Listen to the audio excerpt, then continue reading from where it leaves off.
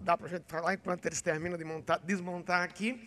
Mas primeiro uma palavra de gratidão a você.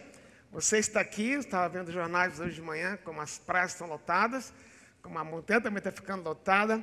Mas ver você aqui também é um encorajamento, porque é o nosso último culto a Deus neste ano, culto comunitário. A ideia é realmente reunir a igreja para um tempo de gratidão. Nós vamos fazer isso daqui a pouco, pessoalmente, silenciosamente. Mas antes, uma palavra minha pessoal de gratidão. Minha, da minha esposa, nesses dias, tantos e-mails, tantos cartões, tantos bolos, tortas e telefonemas para a gente se sentiu muito amado, muito querido. E o nosso desejo é expressar para você também que Deus dê para cada um 2016 mais significativo do que foi 2015. Dizer que melhor, o padrão de ser melhor é muito pessoal, mas eu creio que o que há em nosso coração é gratidão. Gratidão pela igreja, gratidão pelo que Deus fez na igreja, nossas vidas este ano. E a gente imaginou que, sem pensar muito, que todo mundo que está aqui tem algo para agradecer a Deus. E a maneira que a gente mede o crescimento da igreja não é tanto pelo número de pessoas que vêm, não é tanto pela quantidade de oferta que entram, mas eu creio que a maior medida que a gente tem para pensar e imaginar como Deus está agindo é exatamente como Deus nos transforma.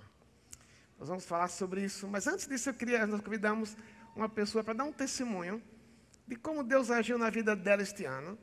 Ela não é a única pessoa na qual Deus agiu, mas ela ilustra aquilo que a gente crê que é uma forma que a gente vê Deus agindo. Eu quero chamar a Ana Marcondes até aqui à frente. Vamos dar uma salva de palmas para ela, de bem-vindos. Que é a primeira vez que ela sobe aqui nesse palco. Então você pode imaginar que não é os momentos mais fáceis, mas é um momento de gratidão a Deus pelo que Deus fez na vida dela. Eu creio que tem a ver com o que todos nós queremos dizer a Deus muito obrigado. Vai ser espelhado no que a Ana vai falar.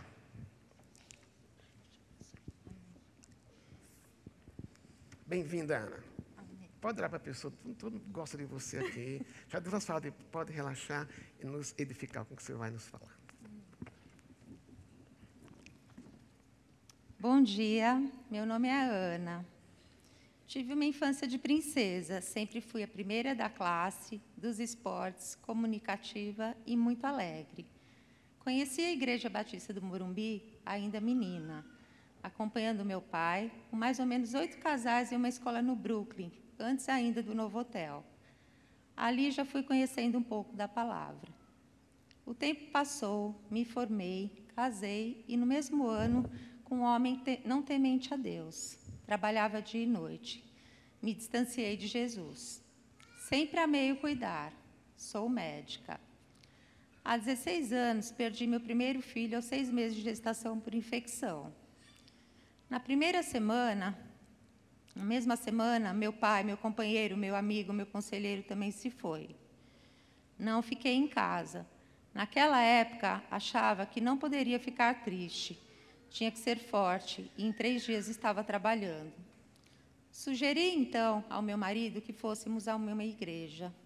E aqui estávamos, na IBM. Deus não é um Deus do acaso. Começamos a frequentar um culto, mas só, tipo cristão de final de semana.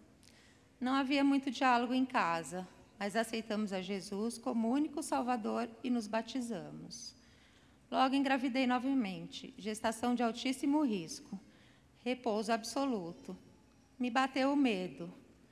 Mas, como diz o Salmo 34:4, busquei o Senhor e Ele me acolheu, livrou-me de todos os meus temores. Foi o que aconteceu. Falei a uma senhora que trabalhava em casa. Será que vou perder essa criança de novo? Ela perguntou, você confia no seu Deus? Falei que sim. Quero que ela fique até o 6º mês, pois sabia que assim sobreviveria. E assim foi. A bolsa estourou ao 6º mês, como eu pedi. Lembrando que em João 14:13 diz, e tudo quanto pedires em meu nome eu o farei, para que o Pai seja glorificado no Filho. A Ana Gabriela chegou a 500 gramas, ficou 80 dias na UTI. Em nenhum momento tive um pensamento negativo, sabia que ela era uma promessa de Jesus. Hoje ela é uma linda mocinha de 14 anos. Um ano depois, engravidei novamente, tudo de novo, mas havia uma mudança. Em Hebreus 11:1, a fé é o firme fundamento das coisas que se esperam e a prova das coisas que não se veem. E eu já havia entendido, tinha fé, eu confiei. A Ana Luísa nasceu aos 9 meses de gestação. E eu agradeci. Sempre sozinha. Meu marido achava que tudo isso acontecia porque tinha que acontecer assim. No ano de 2005, estávamos na escola das crianças e ele passou mal. Viu tudo escuro. Peguei a Avenida Morumbi em horário de pico na contramão. Ele convulsionou e Jesus conduziu meu carro até o hospital. Resumindo, ele havia sofrido um AVC. Sangrou metade do cérebro e tinha 90% de chance de ficar paralítico. Liguei do hospital a uma amiga missionária. Ela me disse, você crê em Jesus? Disse que sim. Ela respondeu, ele está dando uma nova chance ao seu marido. Vá para casa, cuide das suas filhas, do seu trabalho e ore. E assim fiz. Em 2 meses, ele estava andando e o sangue todo absorvido. Deus, o Deus do impossível. Ao mesmo tempo, minha mãe foi diagnosticada com câncer de mama, disseminado por um erro médico 1 ano antes. Eu a levava às consultas, a químio, à rádio, nem sei como, pois meu marido se recuperava, minhas filhas assustadas com tudo, meu trabalho, mas Jesus nunca me deixou cair, abater ou pensar que eu não conseguiria. Em Filipenses 4,13, tudo posso naquele que me fortalece. Quanto mais eu me fortalecia, vencendo tantas provas, meu marido se tornava mais agressivo, violento e distante. Há 5 anos, a situação tornou-se insustentável e veio a separação. Pensei, então, e agora? Eu, a casa, as crianças, tudo em cima de mim? Veio a resposta, Salmo 34,19. Muitas são as aflições do justo, mas o Senhor de todos o livra. O luto do divórcio é muito difícil. A perda, o sofrimento, os filhos, a família desaparece, os amigos, cadê? Em Deuteronômio 31:8, o Senhor é quem vai diante de ti. Ele será contigo, não deixará e nem te desamparará. Não temas, nem te aterrorizes. Passaram-se 5 anos. Realmente, Jesus nunca me desamparou. Mas eu perguntava a mim mesma, onde foi parar a sua alegria? Me refugiava no trabalho, nos estudos. Fiz 2 pós-graduações, estudava, fiz especializações, mas que vazio. No trabalho, meus pacientes nem imaginavam. Demonstrava uma alegria, mas o meu coração era partido. Em março deste ano, minha filha pediu para levá-la à igreja a uma reunião de adolescentes sábado à tarde. Chegando aqui, não havia nada. Voltei ao estacionamento e me deu uma vontade de retornar à igreja. Jesus me conduziu até o grupo Vidas. Naquele dia, Jesus me devolveu a vida, como está escrito. Em Isaías 43:18-9. Não vos lembreis de coisas passadas, nem considereis as antigas. Eis que faço coisa nova, que está saindo à luz.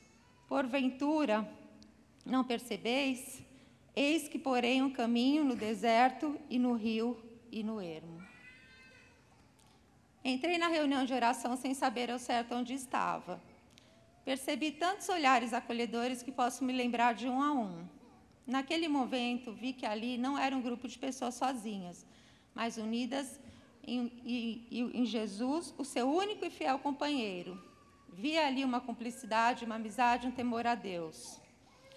O louvar, o estudo da palavra, brilham a cada semana com a presença do Espírito Santo neste grupo. Deus no comando de todas as coisas. Este é o Vidas. Como diz o Salmo 23:5. Guia-me na tua verdade e ensina-me, pois tu és o Deus da minha salvação, em que espero todo dia. Pude ter a certeza da verdadeira chama que move a vida, que é Jesus. Que maravilha estar sob o sobrenatural de Deus. Ali tenho forças para ajudar ao próximo e amá-lo, o que me impulsiona a cada dia mais para Jesus. Ali estamos prontos a receber irmãos que passaram pela mesma dor e podem sentir a presença de um Deus que nos capacita e nos usa como grupo, pois é um Deus vivo, um Deus presente. No Salmo 91:7 diz: 1000 cairão ao teu lado e 10.000 à tua direita, mas tu não serás atingido. Havia pedido amigos e ali encontrei irmãos na fé, uma família de verdade. Ali aprendi a agradecer independente das circunstâncias, pois, pela minha própria história, tenho a certeza de que em tudo há um propósito. O que fazer? Como agir nas adversidades? Como se manter alegre? Depois dúvidas, tenho a resposta. Foco em Jesus. Vi o poder da oração. Como diz a nossa líder, corre aqui, Jesus, oração, oração e oração. E unidos em oração, ficamos por toda a semana. Tive o privilégio de conhecer o médico dos médicos bem de perto, na intimidade. Aquele que opera milagres que vão além do conhecimento humano, que nem a ciência ou a tecnologia jamais conseguirão explicar. Ali temos a chance de um recomeço junto ao Pai. Colocamos em prática. No Salmo 34:1 diz: bendirei o Senhor em todo o tempo, o seu louvor estará nos meus lábios. No Vidas aprendi a diferença entre o conhecer e o saber que Jesus existe. Lá andamos com Jesus. Sou uma pessoa transformada, realizada e feliz em Jesus e para Jesus. E tenho certeza no Salmo 23:1, Ele é o meu pastor e nada me faltará. Por isso, hoje me considero uma pedra lapidada por Deus, que está resplandecendo o seu brilho. E agradeço ao Ministério Vidas. E palmas para Jesus.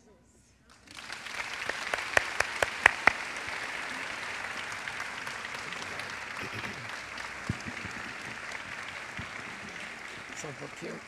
O Vidas Restaurada, um ministério debaixo da área pastoral que se reúne aos sábados à tarde. E ele acolhe qualquer um que chega aqui despedaçado, quebrado e quer realmente conhecer o que Jesus pode fazer na vida dele, na vida dela. E a Ana é uma dessas pessoas. Muito obrigado pela sua coragem, pelo seu testemunho. Queria pedir ao pastor Humberto orar pela Ana e abençoar a vida dela. Pai, nós te agradecemos por um testemunho tão vivo da tua presença, da tua graça, da tua soberania, de como, Senhor, tu restaura do caos, Senhor, as nossas vidas para nos dar sentido do que verdadeiramente a vida é. Pai, nós te louvamos pela vida da Ana. Cuida dela, Senhor, do seu coração, da sua carreira, Senhor, de tudo que ela colocar suas mãos, para que, Senhor, ela possa em Ti ser mais que vencedora, Senhor. Amém. Pai, muito obrigado por esse tempo e por esse testemunho tão bonito da Tua graça sobre ela. É a nossa oração, te pedindo que Tu continues orientando a Tua serva, em nome de Jesus. Amém. Amém. Obrigado, Ana. Muito obrigado.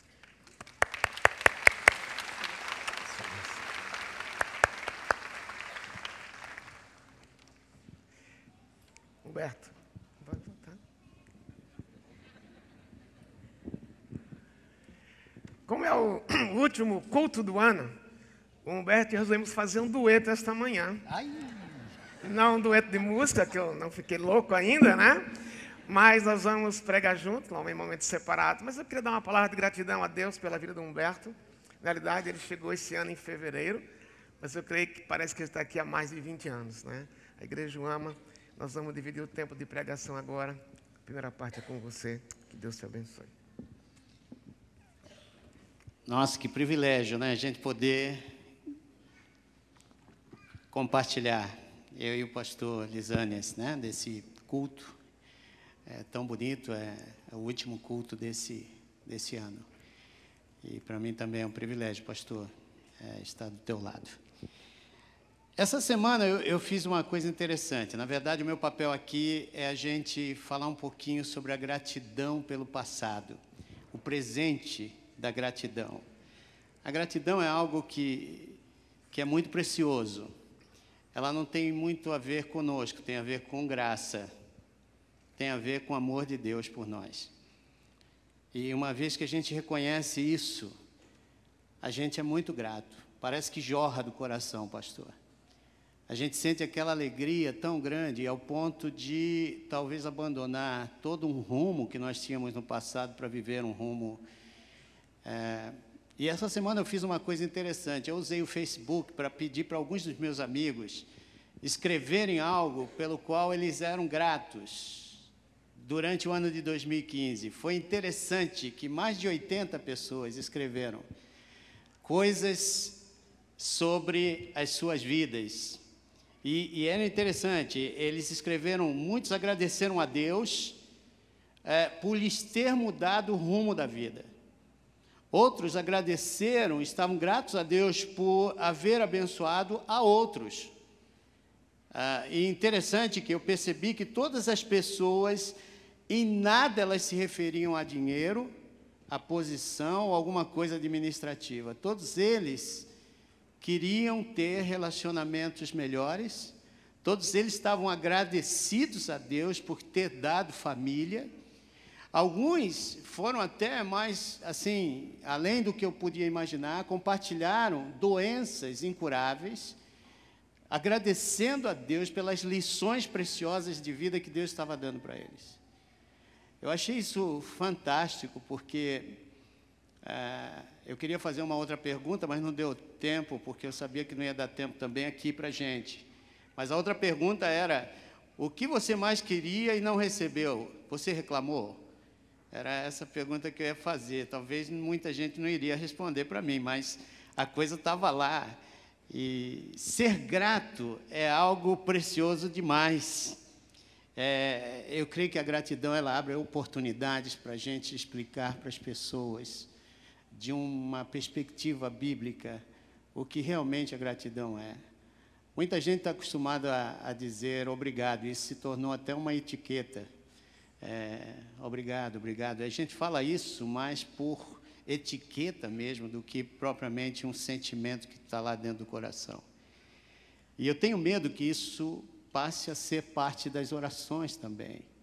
A gente memoriza algumas orações. Eu me lembro quando eu era pequena, minha mãe me ensinava a orar, e ela dizia assim, né, no final da noite, ensinava até, e a gente teve que memorizar aquele verso, em paz me deitarei e dormirei, porque só Tu, Senhor, me fazes habitar em segurança. Então, toda noite, em paz me deitarei e dormirei, porque só Tu, Senhor, me fazes habitar em segurança. A gente tinha aquelas, parecia um jargão, que a gente já tinha aprendido. A gratidão, ela vai além disso, ela vai além das palavras. A gratidão, ela pode ser algo de palavra, mas também ela tem a ver com atitudes. Tem a ver com, eu diria para você que seria uma cosmovisão. Aquele jeito de você olhar Deus, olhar o homem através de Deus, olhar as coisas através de Deus, e só através de Deus a gente consegue olhar para trás e perceber o quanto Ele foi bom, independente das circunstâncias. E aqui tem uma coisa interessante que eu queria deixar para vocês, que um coração grato, eu vou dar 4 passos aqui para você usar, de repente, agora nesse final de ano. Quando você entregar um presente, ou quando você receber um presente, lembre disso. A gratidão, ela vai além daquilo que você pode ver ou receber. A gratidão tem a ver com Deus, que criou todas as coisas para o teu bem, para você desfrutar. A gratidão tem a ver com uma visão tão grande de Deus sobre tudo da tua vida, até mesmo aquelas coisas físicas. Quando você pergunta para uma criança qualquer, pergunta para o meu filho, o que ele pode ser grato? Ele poderia ser grato pelo PS4 que ele não recebeu, pastor. Não é? Poderia ser grato, ele não recebeu um PS4. Aí o que tem a ver isso com Deus? Tem muito a ver com Deus. Deus cria tudo nessa terra, tanto físico, material, espiritual, e Ele usa o intelecto humano para que essas coisinhas que agradam a gente possam ser feitas. Por isso que eu digo para você, a gratidão tem a ver com a perspectiva que nós temos da graça. A graça de Deus sobre mim. Isso brota lá de dentro uma alegria tão grande, gente, que não importa o que aconteceu, perdi meu pai e minha mãe, mas eu olho para trás e vejo um pai e uma mãe que me ensinaram o caminho de Deus, que me ensinaram a chegar até a luz da graça do Senhor. Então, a primeira coisa é que um coração grato reconhece que toda boa dádiva provém exclusivamente de Deus. Amém? Você crê nisso? Toda boa dádiva. Não importa, a pessoa pode dizer, sou grato por quê?